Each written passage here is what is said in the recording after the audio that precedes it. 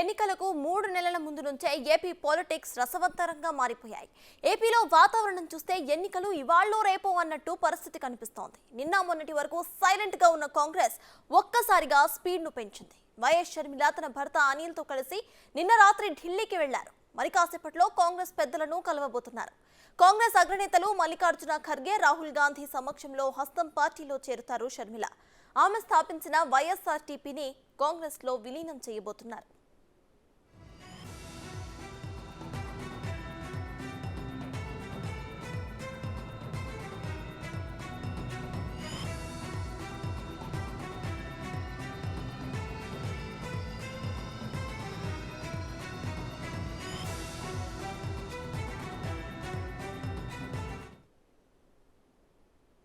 ఈ రోజు ఉదయం 10:30 గంటలకి కాంగ్రెస్ అధ్యక్షుడు శ్రీ మల్లికార్జున ఖార్గే గారి నేతృత్వంలో మాజీ అధ్యక్షులు శ్రీ రాహుల్ గాంధీ గారి ఆధ్వర్యంలో ఆంధ్రప్రదేశ్కు చెందినటువంటి దివంగత ముఖ్యమంత్రి డాక్టర్ వైఎస్ రాజశేఖర రెడ్డి గారి కుమార్తె షర్మిలమ్మ గారు లాంఛనంగా కాంగ్రెస్ పార్టీలో జాయిన్ అవుతున్నారు. ఈ మేరకు మా all India in-charge Shri Manik Tagore గారు మరి కమ్యూనికేషన్ ఇవ్వడం జరిగింది.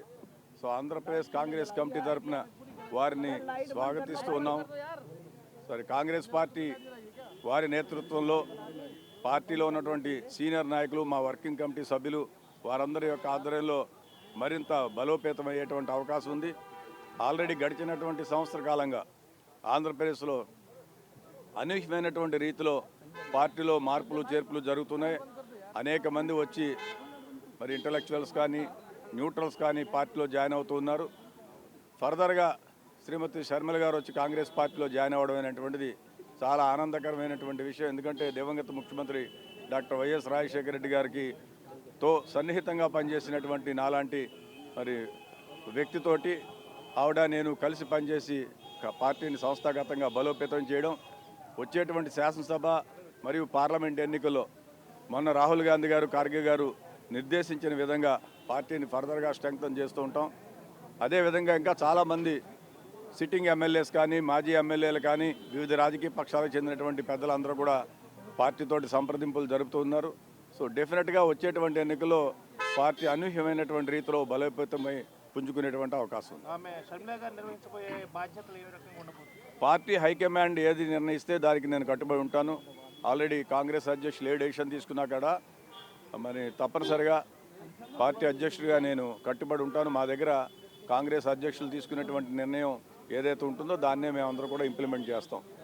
ఈరోజు ఉదయం 10 రోజు రోజుకు ఏపీ పాలిటిక్స్ అయితే రసవత్తరంగా మారుతున్నాయి. మరి కాసేపట్లో కాంగ్రెస్ పెద్దలను షర్మిల అయితే కలవబోతున్నారు. ఈ విషయంపై పూర్తి అప్డేట్స్ ను మా ప్రతినిధి శివ అందిస్తారు. శివ, చెప్పండి, మరి కాసేపట్లో అయితే షర్మిల కాంగ్రెస్ అగ్రనేతలతో కలవబోతున్నట్టు తెలుస్తోంది. ఇక వైఎస్ఆర్టీపీ పార్టీని కూడా విలీనం చేయబోతున్నట్టు కూడా తెలుస్తోంది. ఈ విషయంపై మీ దగ్గర ఉన్న అప్డేట్స్ ఏంటి? Right set. ఇక మరి కాసేపట్లో అంటే 10:30 గంటలకు ఏఐసీసీ కార్యాలయానికి షర్మిల తన భర్త బ్రదర్ అనిల్ ఇద్దరు రాబోతున్నారు. ఇప్పటికే వైఎస్ఆర్టీపీ తెలంగాణ విభాగం అంటే షర్మిల అనుచరులంతా కూడా దాదాపు 30 మంది ఏఐసీసీ కార్యాలయానికి చేరుకున్నారు. వారందరూ కూడా షర్మిలతో పాటు ఈరోజు కాంగ్రెస్ తీర్థం పుచ్చుకోబోతున్నారు. ప్రధానంగా గత కొన్ని రోజులుగా కొన్ని ఊహాగానాలు అయితే వ్యక్తమవుతున్నాయి. ఏపీ పీసీసీ పగ్గాలు చేపడతారా, లేదా ఏఐసీసీ కార్యాలయం సంబంధించి ఏఐసీసీ జాతీయ కార్యదర్శిగా పదవి చేపట్టబోతున్నారా అనే దానిపై కూడా కీలక కొన్ని వార్తలైతే బయట చక్కర్లు కొడుతున్నాయి. కానీ ఈరోజు 10:30 కాంగ్రెస్ కార్యాలయానికి చేరుకున్న తర్వాత మల్లికార్జున ఖర్గే అధ్యక్షతన కాంగ్రెస్ కండువా కప్పుకోబోతున్నారు. వైఎస్ఆర్ టీపీని కాంగ్రెస్లో విలీనం చేయబోతున్నారు. తర్వాత భవిష్యత్ కార్యాచరణపై కాంగ్రెస్ అగ్రనేతలతో వైఎస్ షర్మిల చర్చించబోతున్నారు. తర్వాత ఇటు కాంగ్రెస్ తీర్థం పుచ్చుకోవడం, వైఎస్ఆర్టీపీని కాంగ్రెస్లో విలీనం చేయడం, ఈ రెండు జరిగిన తర్వాత ఎటువంటి బాధ్యతలు అప్పచెప్పబోతున్నారు అనే దానిపై కూడా ఒక అరగంటలో ఈ ఊహాగానాలన్నింటికి కూడా తెరపడే అవకాశం అయితే కనిపిస్తోంది. ఇప్పటికే వైఎస్ షర్మిల అనుచర వర్గం మొత్తం కూడా ఇక్కడ ఢిల్లీ చేరుకున్నారు. ఏఐసీసీ కార్యాలయం వద్ద ప్రజెంట్ మనం ఏఐసీసీ కార్యాలయానికి చేరుకుని అందరూ కూడా ఇక్కడికి వచ్చిన పరిస్థితి అయితే కనిపిస్తోంది. మొత్తం ఇక్కడికి చేరుకుని వైఎస్ షర్మిలకు మద్దతు తెలిపేందుకు కూడా వారందరూ ఇక్కడికి మద్దతు తెలిపేందుకు ఇక్కడికి వారందరూ వచ్చారు. అందరూ బొకేలు పట్టుకుని అందరూ కూడా ఏఐసీసీ కార్యాలయానికి వచ్చారు. ఇటు షర్మిలకు స్వాగతం పలికేందుకు, మరోవైపు ఇటు కాంగ్రెస్ పార్టీ అగ్రనేతలందరినీ కూడా కలిసి అందరూ కాంగ్రెస్తో కలిసి పనిచేయడానికి సిద్ధంగా ఉన్నామంటూ చెప్పేందుకు కూడా వారందరూ ఇక్కడికి వచ్చిన పరిస్థితి నెలకొంది. మొత్తంగా చూసుకుంటే వైఎస్ఆర్టీపీని కాంగ్రెస్లో విలీనం చేయడం, అలాగే కాంగ్రెస్ బలోపేతానికి ఎటువంటి ప్రణాళికలతో ముందుకు వెళ్ళాలి, ఎటువంటి వ్యూహాలతో ముందుకు వెళ్ళాలి, భవిష్యత్ కార్యాచరణ ఏంటి అనే దానిపై కూడా వైఎస్ షర్మిలకు కాంగ్రెస్ పార్టీ అగ్రనేతలందరూ కూడా దిశానిర్దేశం చేయబోతున్నారు. ఇటు షర్మిల రాకతో ఏపీ కాంగ్రెస్ మరింత బలం పెరగబోతుందంటూ కూడా ఇటు AP PCC president Gidugu Rudraraju కూడా చెప్తున్న పరిస్థితి అయితే కనిపిస్తోంది. మొత్తంగా చూసుకుంటే ఇటు షర్మిల రాక కాంగ్రెస్ బలోపేతం అవడం, మరోవైపు ఏదైతే వైఎస్ఆర్సీపీలో అసంతృప్తులు ఎవరైతే ఉన్నారో అటువంటి వారందరూ కూడా కాంగ్రెస్ పార్టీకి రాబోతున్నారు, కాంగ్రెస్ పార్టీ తీర్థం పుచ్చుకోబోతున్నారు. ఇటు పిసిసి ప్రెసిడెంట్ గిడుగు రుద్రరాజు కూడా కాంగ్రెస్ పార్టీలోకి వచ్చే వారందరినీ కూడా సాధారణంగా ఆహ్వానిస్తున్నాము. వైఎస్ రాజశేఖర రెడ్డి కుమార్తెగా ఆవిడకి ఎప్పటికి కూడా సముచిత స్థానం అనేది కాంగ్రెస్ పార్టీలో ఉంటుంది.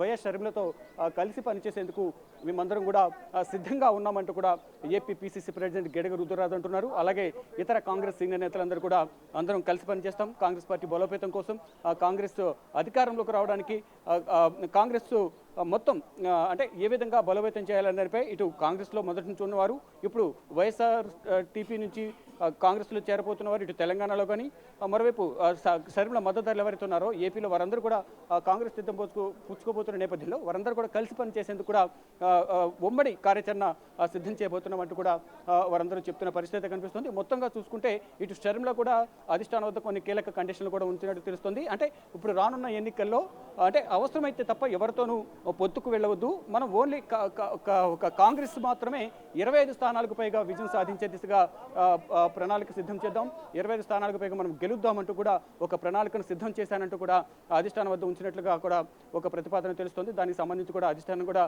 ఓకే చెప్పినట్లుగా తెలుస్తుంది. అంటే అవసరమైతే తప్ప ఇతర పార్టీలతో పొత్తు ఉండొద్దు అనేది ప్రధానంగా పొత్తుకు వెళ్ళకూడదు అనేది కూడా ప్రధానంగా నిర్ణయించుకున్నట్లుగా కూడా తెలుస్తోంది. దానిలో భాగంగా ఇప్పటికే అధిష్టానంతో కూడా కీలక చర్చలు అయితే ముగిసినట్లుగా తెలుస్తోంది. ఈరోజు పార్టీలో జాయిన్ కాబోతున్న నేపథ్యంలో ఇటు సార్ ఒక నిమిషం, ఇప్పుడు ప్రజెంట్ మనతో AP PCC president Gidugu Rudraraju ఉన్నారు. ఈరోజు షర్మిల జాయిన్ కావడంతో ఏ విధంగా ఉండబోతుంది, ఎటువంటి ప్రణాళికతో ముందుకు వెళ్ళబోతున్నారు అనేది AP PCC president Gidugu Rudraraju అడిగి సార్ చెప్పండి. ఈరోజు షర్మిల గారు కాంగ్రెస్ పార్టీలోకి రాబోతున్నారు, వారితో పాటు ఇటు వైసీపీలో ఉన్న అసంతృప్తులు కూడా రాబోతున్నారు. ఏ విధంగా ఉండబోతుంది భవిష్యత్ కార్యాచరణ? భవిష్యత్ కార్యక్రమం నేను చాలా రోజుల క్రితమే చెప్పాను. అనూహ్యమైనటువంటి రీతిలో ఆంధ్రప్రదేశ్లో కాంగ్రెస్ పార్టీ బలం పుంజుకుంటోంది. 2+2 ఎప్పుడు 4 కాదు రాజకీయాల్లో అని చెప్పాను. సో డెఫినెట్గా అనూహ్యమైనటువంటి ఓట్ బ్యాంక్ తోటి కాంగ్రెస్ పార్టీ వచ్చేటువంటి శాసనసభ మరియు పార్లమెంట్ ఎన్నికలను చేయడం జరుగుతుంది. మరోవైపు ఏదైతే ఇప్పుడు కాంగ్రెస్ బలోపేతం కోసం ఇతర పార్టీలకు సంబంధించిన నేతలు కూడా కాంగ్రెస్లోకి రాబోతున్నారు, ఎవరైతే వైసీపీలో అసంతృప్తులు ఉన్నారో వారందరితో కూడా ఏ విధంగా కలిసి పనిచేయబోతున్నారు? దాదాపు 20 నుంచి 30 మంది కూడా షర్మిలతో నడిచేందుకు సిద్ధంగా ఉన్నారు. ఇటు వైసీపీకి సంబంధించిన మంగళగిరి ఎమ్మెల్యే ప్రజెంట్ ఎమ్మెల్యే ఉన్న ఆర్కే కూడా రిజైన్ చేస్తే షర్మిలతో నడుస్తూనే ఉన్నారు. మరోవైపు విజయవాడ నుంచి మల్లాది విష్ణు కూడా ఇప్పటికే షర్మిల టచ్లో ఉన్నారని చెప్తారు. అంటే ఏ విధంగా ఉండబోతుంది పాతవారు కొత్తవారు కలయిక, ఏ విధంగా ఉండబోతుంది? డెఫినెట్గా పాతవారు కొత్తవారు వాళ్ళే మాకు కొత్త కాదు, ఇక్కడ పనిచేసి వెళ్ళిన వాళ్ళే కాంగ్రెస్ పార్టీలో మళ్ళీ మాతృ సంస్థకు వస్తారు. సో డెఫినెట్గా అందరం కలిసి పనిచేస్తాము. మీరు చూడండి, అనూహ్యమైనటువంటి ఒక రిజల్ట్ ఉంటుంది ఆంధ్ర రాష్ట్రంలో. ఒక ప్రత్యేకమైనటువంటి పోకడతోటి ఆంధ్రప్రదేశ్ కాంగ్రెస్ కమిటీ పనిచేస్తుంది. ఇప్పుడు రాబోతున్న ఎన్నికల్లో అవసరమైతే తప్ప పొత్తులకు వెళ్ళవద్దు అనే ప్రతిపాదన కూడా షర్మిల ఉంచినట్టు తెలుస్తుంది. సింగిల్గానే వెళ్దాము, అత్యధిక సీట్లు గెలిచే విధంగా కూడా ప్రణాళిక సిద్ధం చేద్దాం అనేది ప్రధానంగా ఒక ప్రతిపాదన ఉంచినట్టు తెలుస్తుంది. అది మీ దృష్టికి వచ్చిందా? పొత్తులకు సంబంధించిన అంశం కాంగ్రెస్ ప్రెసిడెంట్ శ్రీ మల్లికార్జున ఖార్గే గారు తీసుకుంటారు. నేషనల్ లెవెల్లో దాని మీద ఒక కమిటీని వేశారు. వాళ్ళు ఏ నిర్ణయం తీసుకుంటే దానికి ఆంధ్రప్రదేశ్ కాంగ్రెస్ కమిటీ కట్టుకోవాలి. మొత్తంగా అసలు ఏ విధంగా ఉండబోతుంది భవిష్యత్ కార్యాచరణ? ఇప్పుడు మనం చూసుకుంటే కనుక ప్రజెంట్ ఇప్పటి వరకు కూడా కాంగ్రెస్కు అంటే క్యాండిడేట్స్ లేని అనేది బయట ప్రచారం జరుగుతోంది. మీరు డెఫినెట్గా కాంగ్రెస్ అన్ని అత్యధిక స్థానాలు గెలుపొందుతామంటూ కూడా మీరు ధీమా వ్యక్తం చేస్తున్నారు. మీ ధీమాకు తోడు ఇప్పుడు షర్మిల బలం ఏ విధంగా ఉండబోతోంది? మీకు ఇటు షర్మిల వర్గం మీరు కలిసి ఏ విధంగా పనిచేయబోతున్నారు? కాంగ్రెస్కి క్యాండిడేట్లు లేరు అనేటువంటిది వాస్తవం కాదు. 2014 విభజన తర్వాతే రాష్ట్రంలో 175 నియోజకవర్గాలు పోటీ చేయడం జరిగింది. 19లో కూడా పోటీ చేయడం జరిగింది. ఇప్పుడు కూడా పోటీ చేస్తాం.